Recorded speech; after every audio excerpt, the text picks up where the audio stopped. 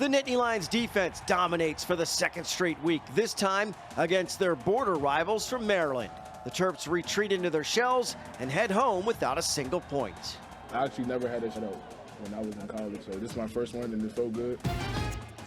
The offense does their part. True freshman Nick Singleton refuses to go down, and sixth-year senior QB Sean Clifford eclipses Trace McSorley for the most career passing yards. Smart players win, and toughness wins. Nobody tougher than former Nittany Lions All-American Matt Millen. He talks about the matchup with Rutgers and why he expects PSU to pick up the win in Piscataway. It's time for Nittany Game Week.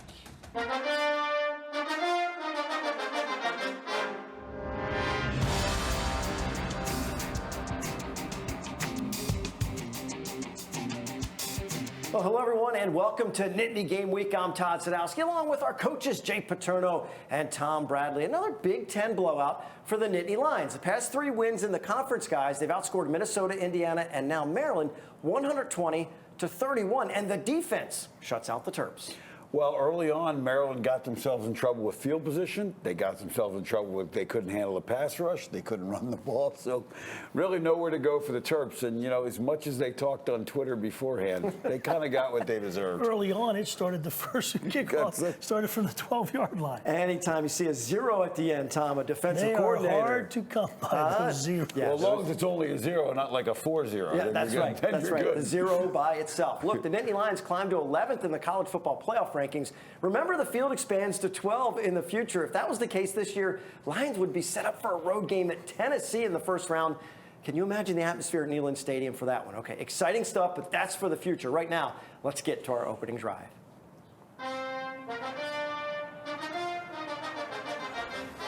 And this is really a complete dismantling of the Terps. Let's start with some history, though. This pass from Sean Clifford to Brenton Strange. Clifford passes Trace McSorley for the career passing yardage mark, over 10,000 for his career. Well, you know, considering he's the last of Rip Engel's recruits here on the roster, that's certainly something that he's deserved. No, but he's persevered. He's had a lot of ups and downs, injuries. But I think fans need to appreciate the fact that he's been loyal to this program and done what he's done. Yeah, he's up for a leadership award at the end of the year. And he deserves it. He's done a great job leading this team to where they are right now. And you can watch that offense. It's getting better every week. Yeah, solid win for the Lions all around, and a big moment, as we showed you, for Sean Clifford. It's cool. It's cool. You know, when you think about all the quarterbacks that have came through, I really just go back to when I was a kid watching quarterbacks in the Big Ten, aspiring to be in those shoes, and now to be able to say that I've accomplished some things with some great teammates. It's something I'm very proud of for sure. And Clifford rings the victory bell. One more game in Beaver Stadium. It's Super Senior Week for him against Michigan State. Well, you know, one of the things that happened that was good is the quarterback's best friend is a great rushing attack. The run game is getting a lot better. The offensive line's playing better, but you got to give credit to the backs. They got hit in the backfield a number of times and broke tackles, made big plays. Yeah, there's no question. That's the thing on defense. When they can run the ball, if you can make them one-dimensional, but then it opens up the throwing, the running that goes together. It makes for a long day. One of the big differences, too, is they've want to be able to run the ball, and they've been able to run the ball. Whatever it's been, as far as that goes, Tom, they've been able to accomplish that. One of the things about running the ball, you got to be able to run the ball when they know you're running the ball. Exactly. When you can do that, you got him. And Nick Singleton earns another Big Ten Freshman of the Week award. He runs hard against the Terps. The O-line excited about their progress. Our first unit meeting in camp, O-line, we got together. We said we're going to be physical, we're going to be dominant, no matter who we're playing. That's the standard that we set from day one. So we're just trying to keep living by that. Yeah, and you know they heard the rumblings the past couple of years about the O-line being a weak spot on the team. So let's go to the third phase of the game, and that's the kicking game. Jake Pinniger quietly putting together a nice season, and not just with field goals. He's done a nice job angling his kickoffs in the end zone to limit the return yards. Well, Maryland didn't score, but those 3 field goals in those conditions were not easy. Big-time clutch kicks for him. And his kickoffs are where you want him. You know, he can do a lot of different things for you. He can place them. He can kick them out. He's a weapon that people don't realize. You always talk about those hidden yards, and he's done a really nice job with those kickoffs. Wasn't always the case at the beginning of the year, but like every phase of the game so far for Penn State, he's really shown improvement. And no one counts those yards, but at the end of the day, they start to add up. All right, let's hit the scrap metal.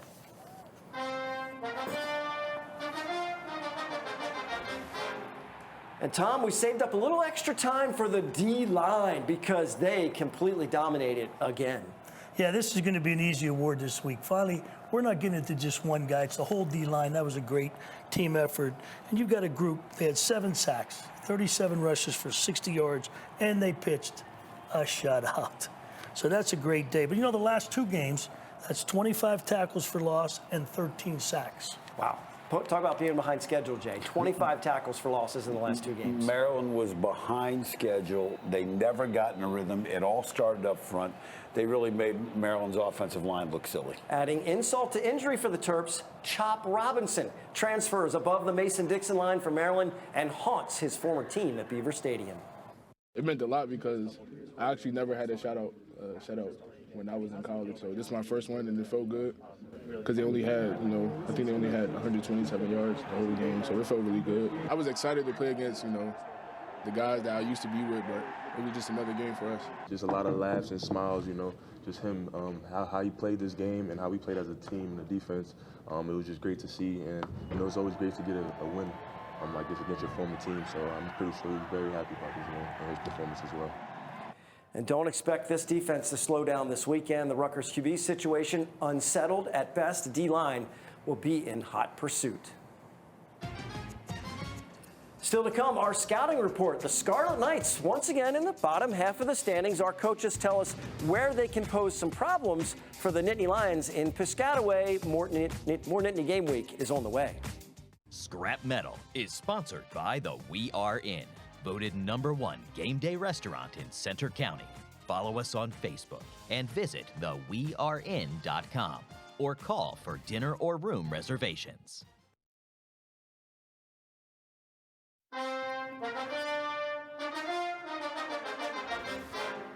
We are back on Nittany Game Week. The state of New Jersey is notorious for being picked on, and I'm not going to say that recent matchups with the Scarlet Knights are a thing of beauty either, but this is a team that will get your attention. It's one of those beware of opponents type of games. They could just bite you. Coach Paterno, Coach Bradley, in what areas can the Scarlet Knights show their teeth? Well, we're going to show you, and Todd, we're going to do what we would normally do when we were coaching. We'd start with a tip sheet. So for the fans at home, here's a tip sheet on a couple things that you got to be aware of with Rutgers. Offensively, solid run game. They have good skill guys. They struggle at quarterback. They've been inconsistent, but a lot of wildcat stuff. Now, defensively, Tom, when you look at Rutgers, they're good against the run. They're aggressive in secondary, good on third down, and they create plays on special teams. So let's talk about how that gets done. Okay, let's start with the offense. Running backs, we talk about what they do. They run through contact, Tom. What do you tell these guys when you get to that pow moment? Well, you better get your shoulder lower. You better learn to run through the running back here. You see that coming up here now. Yeah, you're going to see this. This is Manungai, the tailback, just puts this guy right on his diaper, and he keeps running, and off he goes. So let's talk about the next phase of the Rutgers offense. We're talking about the skill players. They got good skill receivers. Their problem has been getting the ball to them. Take a look at this play. Now, this one, they get it to them. But again, a little bit earlier on this throw, they maybe get a little better play, but they have not done enough of this, Tom. But watch this route. The guy does a nice job. They've got good skill people. He's just so young right now. They can't expand the pass game. It's a very minuscule route tree. Yeah, but you'll see here, again, he sits in there. Look, like you said, he looks like he's looking at one guy the whole time. And watch on the ISO here. He does a nice job. Guys watching home, he sets him up with the inside move and comes back out. Now, let's go to the next element that we want to talk about is the Wildcat. A bunch of different guys have played Wildcat. They're trying to get you to come downhill. And to keep you honest, they'll use Crookshank on some reverses. #1 can play. Watch the speed on this play. And one of the other things is, too, you're not sure. They got a bunch of those guys. Which one can throw it? Yep.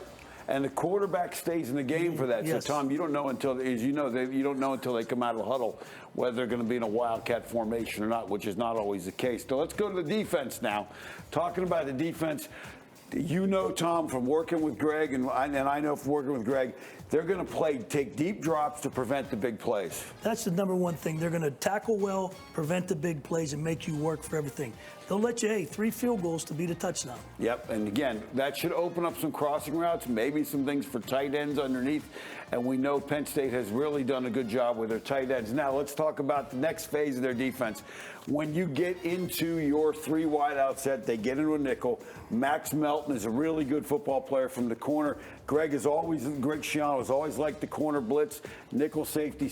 Again, let's take a look at how they try and stop the run. Well, that's the amazing thing. Now that Greg's in college again, he knows where those hashes are there. It's a little bit easier to run the corner fires now. You can bring those guys off the edge and disrupt the run game, and the linebackers flow and make a lot of plays. Let's talk about the next phase of it.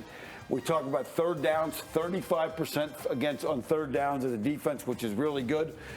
They do a lot of things in front. They don't have a lot of sacks, Tom, but they do get to create the quarterback, put some urgency, and put some panic in them. They get some exotic pressure here up front a lot of times. They're going to get pressure. This is a good defense. Don't underestimate this defense. Yeah, it's a top 25 defense in the country. A lot of people don't know that about Rutgers. And the last element, Greg has always been a special teams guy, 67 blocks, kicks in his time at Rutgers. Now, going back to his previous stint as well, really well-designed concept here. 5 blocked punts, which is second in the country, which is a huge number. Max Melton has a great knack for this. Well, you know what they always say? Offense a third, defense a third, kicking a third. Yep. And you'll see, look at the push they get on the right side here, which allows him to get up the field and get to that block point. Great speed to the block point. You'll see a great shot of this from the end zone where you really see what this punter's dealing with. And here he comes right up the middle. They get a touchdown against Michigan. So if Penn State takes care of the things like that and doesn't give Rutgers a big play, they should be in good shape. And, Todd, just like gas stations in New Jersey, we are full service with your tip sheet and your scouting report. Back to you. That's right. Whether you like it or not, you're full service. There you go. And we like it. All right. Never a team you can take lightly. Of course, one of the more inspirational figures to ever come for Rutgers is former defensive tackle Eric LeGrand. He's now part of the Scarlet Knights radio team, and he's excited about this matchup with the Nittany Lions. You look at the lineup for Penn State, they're not going to be able to make a lot of mistakes. If you want to have a good game, you want to have a chance to win at the end, you have to play sound football. You can't turn over the ball. And then they have to find a way to make some splash plays out there. But the main thing is always that line of scrimmage and getting started with the running game.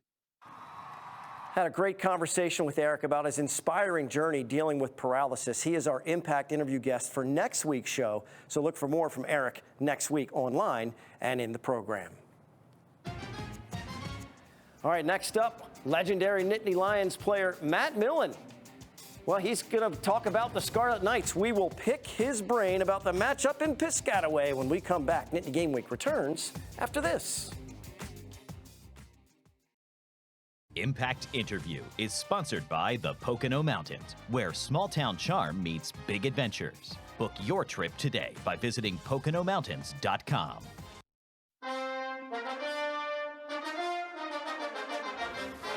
Well, welcome back. Time for our Impact interview. He had so much fun during his appearance on last year's show. He couldn't wait to come back. A Penn State All-American at defensive tackle, NFL linebacker for 12 years, won 4 Super Bowls with 3 different teams, the Raiders, San Francisco, and Washington. NFL analyst for Fox Sports, 7 years as the CEO of the Detroit Lions. I could go on and on. Now a college football analyst on ESPN and now the Big Ten Network.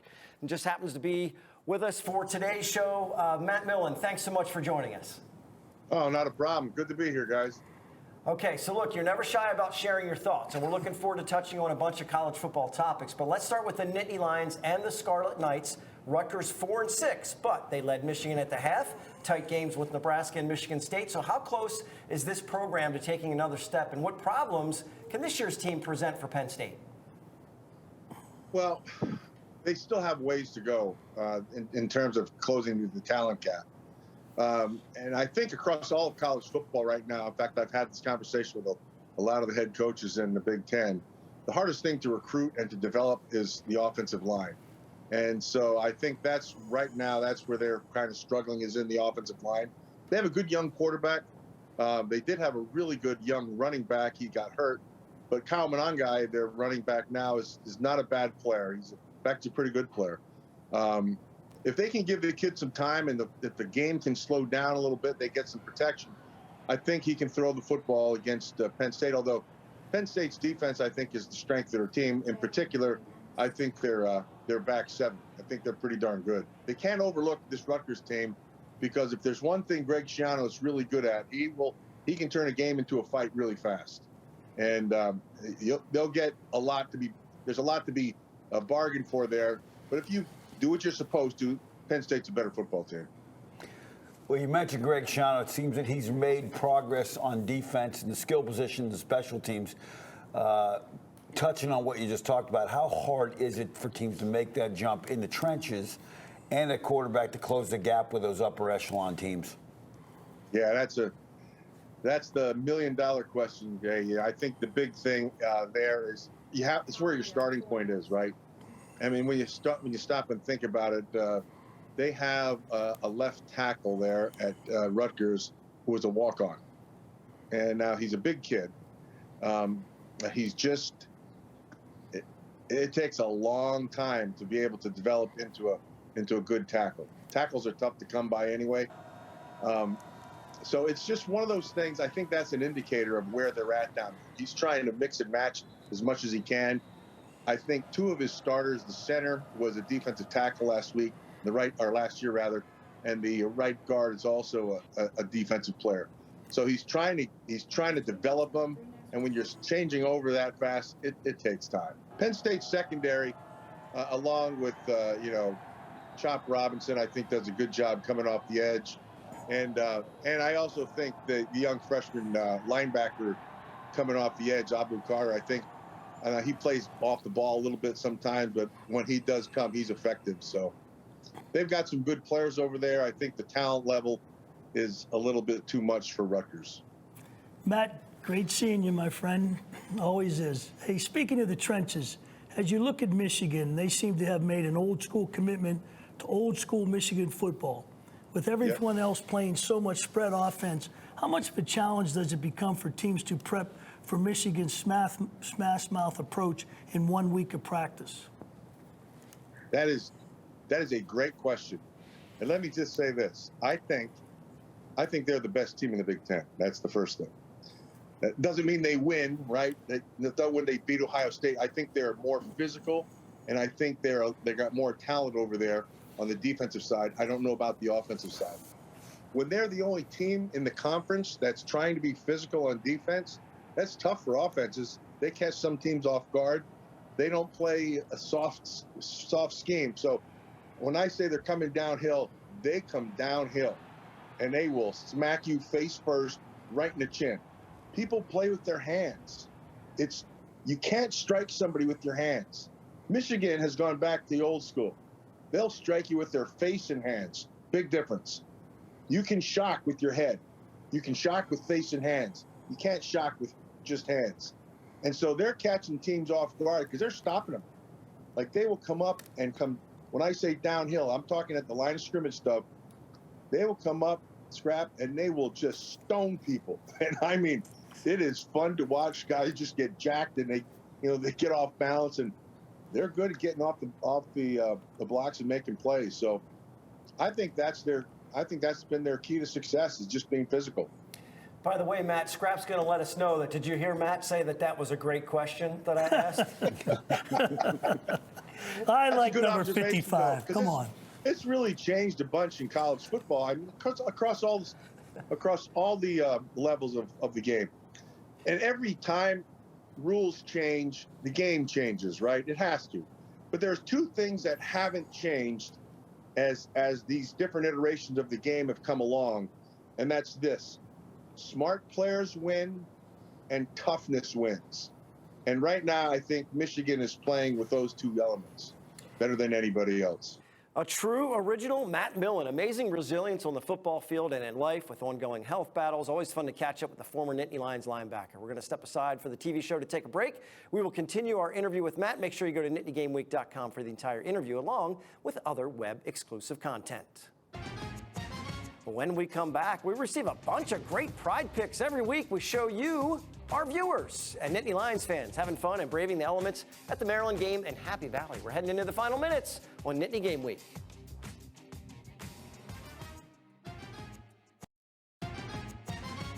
Well, the entire college football community mourns the loss of the students killed in a shooting this week at Virginia. 3 of them were football players for the Cavaliers. The school has canceled their final home game for this weekend as the team and university deal with the tragic loss of Lavelle Davis Jr., Devin Chandler, and Deshaun Perry. This kind of tragedy hits home different for everyone. I have 2 kids in college. Can't imagine a loss like this. Jay, you coached at Virginia, so you have a good understanding how this impacts their community. No doubt, just completely tragic. You know, this week in the Washington Post, one of the students that was on the bus, she was interviewed and she said she wanted their families to know that their sons were not alone when they died. And I think it's important for that family and that UVA community to know that they're not alone, that the rest of the country is with them on this, and just a terrible tragedy. That's the one thing, words are always pale at a time like this. There's really no words to even express the emotion that's going on right now. Yeah, no doubt. Okay, so got a football game that we're talking about. We got Rutgers and Penn State. Let's take a look at some of the players to watch as you're watching the Scarlet Knights. We talked about the Wildcat. Johnny Langan actually started a quarterback for Rutgers a couple years ago against Penn State, but they're going to use a bunch of different guys. He's now playing tight end, running back, quarterback as a Wildcat. They try and get him the ball a bunch of different ways. Defensively, if you look at them, we talked about Max Melton, but they're also good at all 3 levels. That's why they're a top 25 defense. That's one of the things. This game is an interesting game. It's not one you just say, okay, so let's count this in the win column. Rutgers will be ready to play. Yeah, no doubt. They need to keep it low scoring, but they'll be ready to go. So we'll see what happens. All right. You know, we have something unique attached to the program that continues to grow on our website, NittanyGameWeek.com. Our depth chart of local businesses. Our goal is to build a strong team in the community that's involved with the show and that you, in turn, support as a viewer to keep the Nittany Lions communities thriving. Now, we're having a lot of fun in our second season. We're doing a lot of extra content that you can see on our website, NittanyGameWeek.com. Make sure to visit and send us your viewer questions. We'll answer as many as we can in detail. Visit the site and consume our web-exclusive content.